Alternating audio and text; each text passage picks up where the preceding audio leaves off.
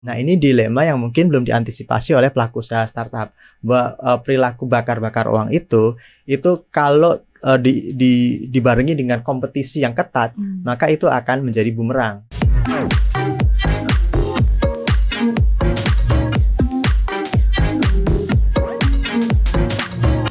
Hai Sobat Cuan, udah hari Rabu nih, tandanya kembali lagi di segmen Koneksi Konten Ekonomi Seksi. Ya, kali ini kita akan ngobrol-ngobrol dengan saya Sasa dan juga ada Head of Research CNBC Indonesia, ada Mas. Halo Argun.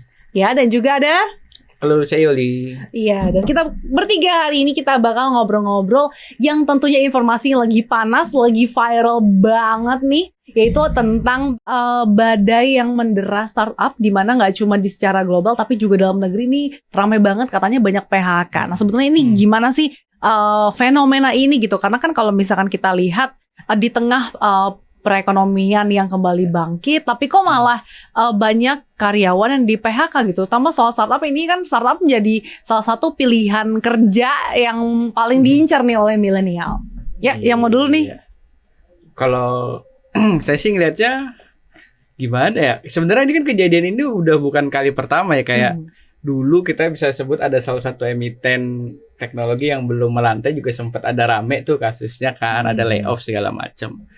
Ya kalau menurut saya, kalau dilihat dari sisi kinerja, emang dia pasti masih berdarah-darah lah. Para perusahaan teknologi ini masih banyak yang rugi. Satu-satunya cara untuk menyelamatkan cash flow biar nggak kemana-mana ya paling gampang ya layoff, apalagi kan, karena saya selalu ingat ada salah satu ekonom senior bilang salah satu perusahaan yang bisa selamat di masa krisis itu adalah cash flow-nya yang kuat. Menurut saya cara paling gampang ya layoff gitu sih.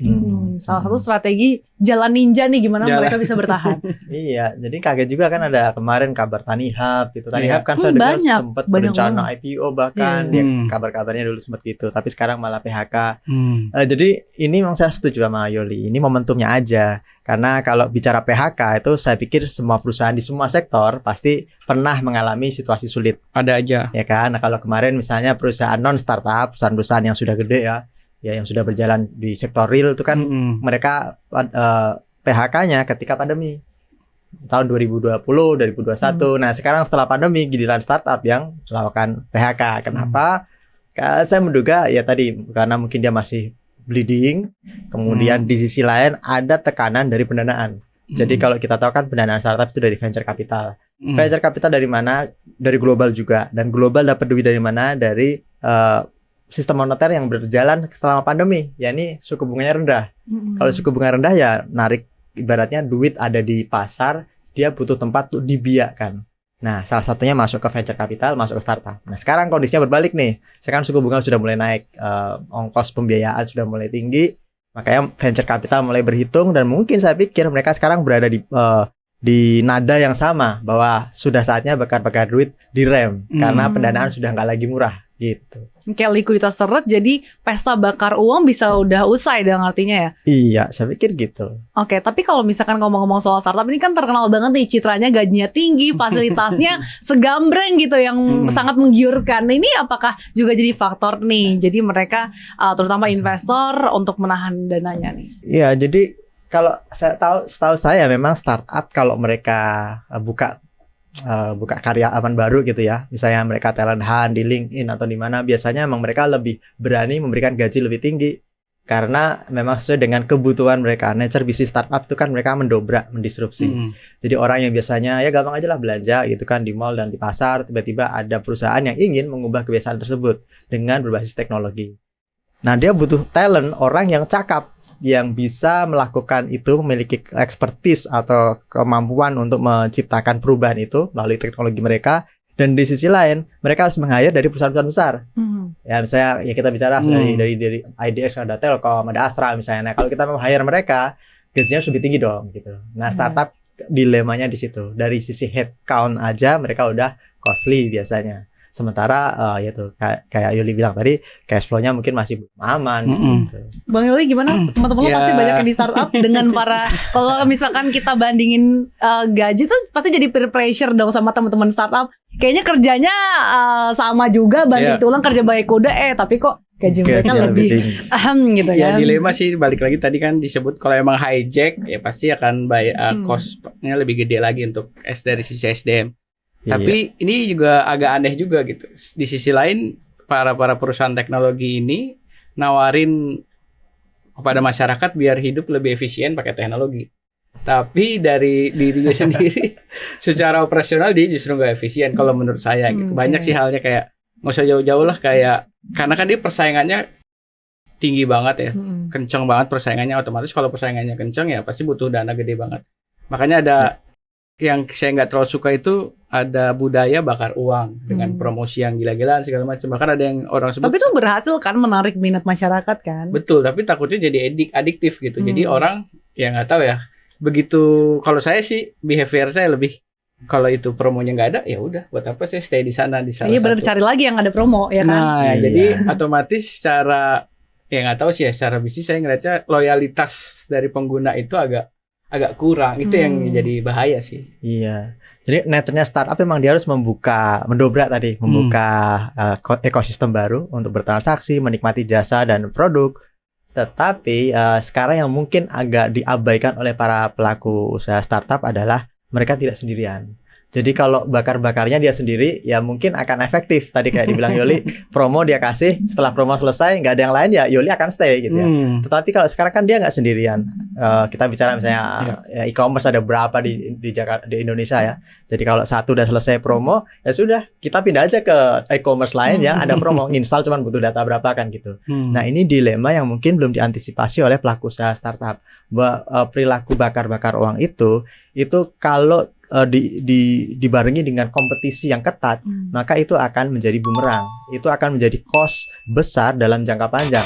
Kapan mereka akan menang ya susah menilainya karena behavior masyarakat kan ya kita tidak bisa menebak gitu. Jangan-jangan emang kalau nggak ada bakar-bakar uang, udah selesai ditinggal. Mereka kalau balik ke mall aja gitu belanja, nggak harus lewat startup lagi lewat e-commerce. Nah tapi benar nggak sih Mas kalau misalkan badai PHK yang terjadi di seluruh dunia bahkan dalam negeri ini katanya bakal terjadi bubble burst startup, atau justru lebih karena valuasi yang ada pada startup ini dinilai berlebihan?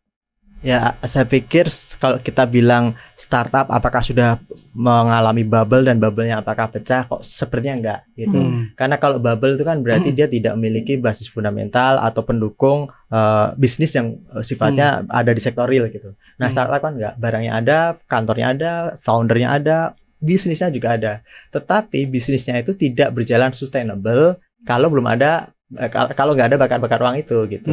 Nah ini yang jadi tantangan karena kalau kita bicara sekarang kan kalau kita bikin startup cita-citanya apa sih? Biasanya orang pinginnya jadi unicorn gitu ya. Nah sekarang unicorn dinilai kurang masuk akal. Dia kan hewan mistis ya, hewan yang nggak masuk akal, nggak ada lah, cuma dongeng. Ada alternatif. Sekarang ada istilah lain, cockroach, zebra, ada rhino. Nah yang paling ideal saat ini katanya adalah rhino. Jadi rhino itu dia lambat, tidak cepat pertumbuhannya, tetapi dia gemuk. Artinya apa? Dia udah menghasilkan, udah profitable gitu. Jadi sama-sama startup, tetapi dia tidak valuasinya tidak setinggi para unicorn, tapi mereka sudah menguntungkan gitu. Hanya saja nih yang perlu dipahami oleh Sobat Cuan, bahwa kalau Anda seorang investor dan masuk di bisnis startup, Anda tidak menunggu dividen. Yang Anda tunggu adalah ketika Anda akan jual saham yang ada di perusahaan itu gitu. Jadi dia sebenarnya nggak begitu tertarik dengan apakah perusahaan ini menjadi rhino, menjadi menguntungkan hanya sekian miliar, 100 miliar dan bagaimana, mungkin mereka nggak berminat. Mereka minatnya adalah saya harus jual saham saya di perusahaan ini. Exit strategi gitu ya. Iya, exit strategi dengan valuasi tinggi gitu. Lewat IPO biasanya kali ya. Salah satunya lewat IPO gitu. Jadi ya itu yang sekarang mungkin harus diperhatikan. Jangan berhenti jadi unicorn saja, tapi harus jadi rhino gitu. Jadi harus profitable juga biar tadi seperti Yoli bilang mengajak masyarakat efisien, tetapi bisnisnya pun juga sustainable tanpa harus bakar. Kalau setuju nggak kalau Mas Argun tadi kalau misalkan nggak, kalau bubble burst ini kayaknya enggak deh. Setuju nggak? Kalau gue ya mungkin kalau sisi bubble enggak sih kayaknya, nggak, semoga sih nggak sampai sana. Tapi saya lebih sorotinya ini sih dari sisi prudent sih. Ini kan intinya masalah yang tadi Mas Argun bilang, dia bakar uang segala macam, operasional nggak ada, arus kas pasti negatif, pasti dia butuh dana terus kan. Paling gampang dia dapatnya dari investor. Nah, Saya ini mikirnya kalau pendanaan pendanaan berarti ada dua ya, dari sisi ekuitas sama dari sisi utang. Kalau dari bedanya kalau saya dengan ada fenomena ini, kalau yang dari ekuitas tuh kayaknya sisi prudentnya tuh nggak ada kalau menurut saya. Dia lebih gampang aja buang-buang uang segala macam. Beda dengan kalau dia dapat dana dari perbankan segala macam. Tingkat prudennya kan pasti terjaga gitu biasanya, karena kan bank ya nggak mau tahu pokoknya setiap bulan lo harus bayar cicilan segala macam kan. Jadi perusahaan juga akan lebih bertanggung jawab mungkin ya daripada pendanaan yang dari seri A, seri B yang pakai ekuitas yang ya udahlah ini tanggung renteng gitu. Gue rugi ya dia juga rugi, ya udah lebih santai ya mereka buang-buang mungkin ya. Saya Justru tahu ini juga. berarti artinya peran venture capital yang justru juga harus lebih berhati-hati ya, kalau menggelontorkan dana kepada startup yang mungkin dinilai bakal potensial ke depan, tapi ternyata mungkin ketika misalkan seberjalannya waktu ternyata mungkin keuntungannya tidak langsung sesuai dengan yang diharapkan gitu ya. Ya. Dan venture capital memang nature-nya bisnisnya sangat riskan dia. Jadi dia masuk ke perusahaan yang selalu greenfield ya, selalu yang baru mulai bisnisnya dan diperkirakan tadi akan mampu mendisrupsi pasar gitu. Tetapi ya ketika mereka masuk kemudian berharap return-nya bisa tinggi, ya akhirnya mereka tidak begitu peduli pada mungkin tadi sustainability, yang penting bangun dulu kerajaan. Nah, bangun kerajaan ekspansinya apa ya, pakai promo-promo itu ya. Yang penting mereka bisa mengatakan bahwa basis penggunanya meningkat pesat, gross transaction value meningkat pesat gitu ya. Tapi ya tetap perlu seharusnya kalau kita bicara bisnis perusahaan yang berkelanjutan adalah marginnya berapa yang bisa terkumpul dari itu. Jadi saya pikir sekarang ketika zaman sudah berubah, bahwa sekarang dana murah sudah nggak lagi berlimpah, suku bunga udah mulai meningkat di negara maju, termasuk di Indonesia juga kemungkinan akan meningkat dalam 1-2 bulan ke depan. Nah, ini membuat para venture capital harus berpikir ulang, jangan hanya membangun kerajaan dan berharap bisa exit secepatnya, sementara perusahaannya masih ya mungkin bleeding dan sebagainya. Saatnya mereka juga harus bertanggung jawab dengan investasi yang berkelanjutan. Jadi mungkin mereka bisa melirik model bisnis baru, bukan unicorn tetapi tadi rhino atau mungkin zebra. Kalau zebra itu ya juga cantik gitu ya, tetapi bertanggung jawab gitu. Artinya profitable ada, tapi juga ya punya manfaat ke masyarakat gitu. Nah, itu yang opsi-opsi itu yang seharusnya mulai dilirik sekarang. Jangan hanya ngejar valuasi tinggi dikubur terus, dinaikkan terus kemudian langsung keluar. Nah, ini kan saya khawatirnya menciptakan bom waktu nih bagi ekonomi. Bom waktu justru yang dikhawatirkan. Nah, tapi kalau misalkan seandainya kita berbicara soal startup gitu, ini kan sebenarnya masih banyak startup yang masih rugi gitu ya dari segi laporan keuangan. Terus di era likuiditas seret, di kala era suku bunga mulai naik, ini kan tentunya dampaknya kepada startup masing-masing itu kan. Nah, itu apakah artinya fenomena PHK ini ke depan bisa berlanjut nih? Kalau saya Kalau juga, misalkan tadi Bang Yuli kan bilang PHK jadi salah satu mungkin strategi mereka untuk bertahan. Nah, sampai kapan gitu loh daya tahan mereka? Nah, ini balik lagi ke startupnya. Dia harus cari cara, ya tadi kan Mas Argun bilang pendanaan akan seret segala macam. Kalau dia nggak dapat dana dari modal venture, dia dari mana lagi ya? Otomatis kalau saya sih ngelihatnya startup yang udah punya bentuk monetisasinya tuh udah lebih mature gitu. Dimana dia harus cari laba ya, cari cuan gitu. Untuk nutupi operasional, minimal untuk nutup operasional lah, nggak usah muluk-muluk sampai laba dulu segala macam. Yang penting nutup operasional ini gimana ya? Startup ini harus sudah mulai monetisasi, makanya saya mikirnya beberapa bulan ke depan mungkin aksi bakar uang itu akan semakin turun gitu. Mungkin kerasa kita ke depan 6 bulan ke depan ya promo-promo udah mulai berkurang ya. Orang akan fokus, startup akan fokus untuk monetisasi, gimana caranya secara operasional dia bisa nutup juga biar bisa jalan gitu. Ya, itu indikasi awal, saya setuju. Jadi awalnya yang pertama dilakukan ketika perusahaan melakukan efisiensi adalah memangkas ongkos yang paling fleksibel. Nah, yang paling fleksibel dipangkas ya memang headcount, karyawan.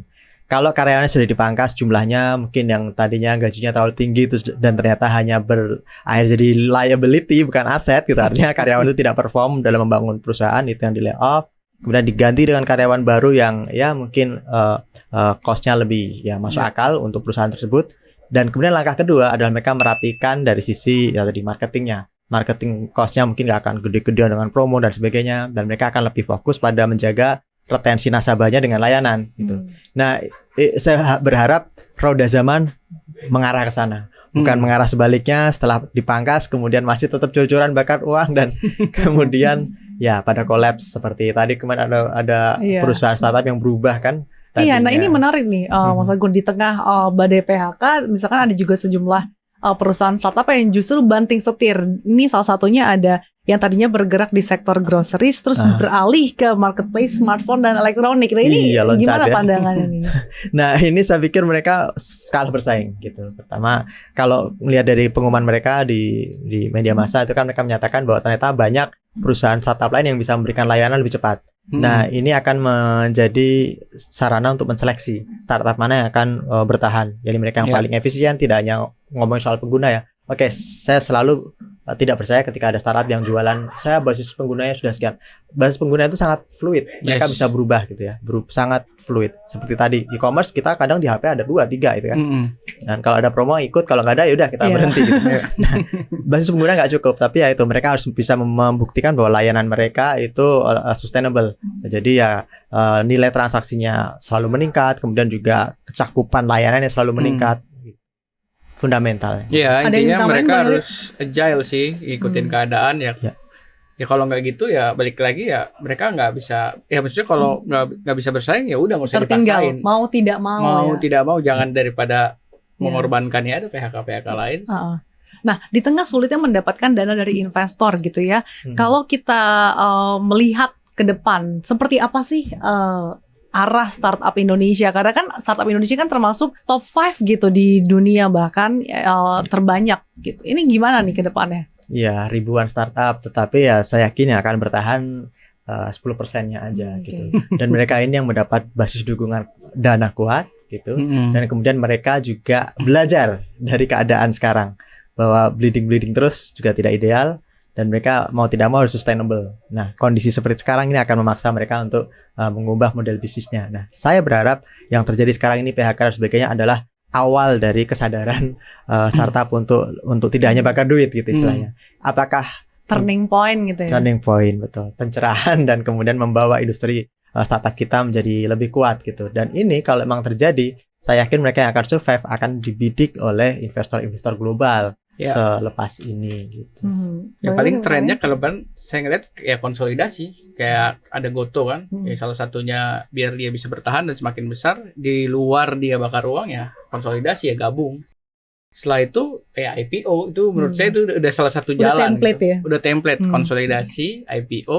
Kalau IPO masih kurang dia bisa dual listing kan. Sekarang aturan segala macam udah banyak. Oke, salah satu kebanggaan Indonesia kan kita punya beberapa startup yang unicorn. Dan kalau kita lihat fenomena beberapa tahun terakhir nih tampaknya founder-founder tuh berlomba-lomba membangun startup supaya bisa unicorn gitu kan. Selain bisa ditulis di caption Instagram ya kan, founder @lalala. Ini tuh juga bisa apa ya, kayak prestisius atau mungkin supaya bisa makin dilirik oleh investor. Ini sebenarnya pandangannya seperti apa sih Mas Agun dan juga Bang Yuli?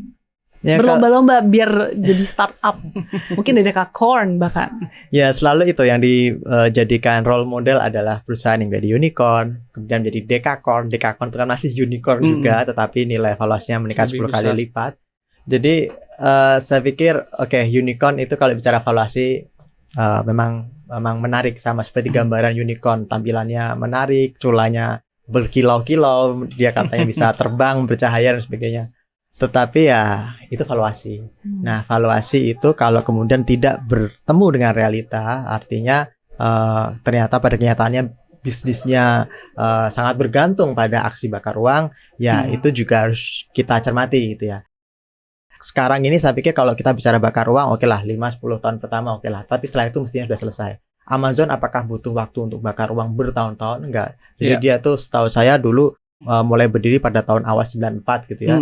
Kemudian dia udah untung pada tahun berapa 97-an kalau tidak salah. Artinya 4 tahun setelah IPO dia langsung untung. Jadi bukan berarti bakar uang terus bertahun-tahun, 10 tahun, 20 tahun gitu. Saya pikir itu tidak masuk akal. Jadi memang mau tidak mau tujuan semua perusahaan termasuk startup, mau unicorn, dekakorn dan sebagainya adalah profit pasti. Tapi artinya berarti juga mindsetnya harus diubah ya, berarti value over valuation gitu ya, karena kalau valuasi mulu ya sampai kapan gitu kan. Bang Yuli mau tambahin? Ya itu sama sih seperti yang kayak udah saya bilang sebelumnya, startup di Indonesia khususnya harus berkaca juga kayak tadi Mas Arvin bilang Amazon segala macam.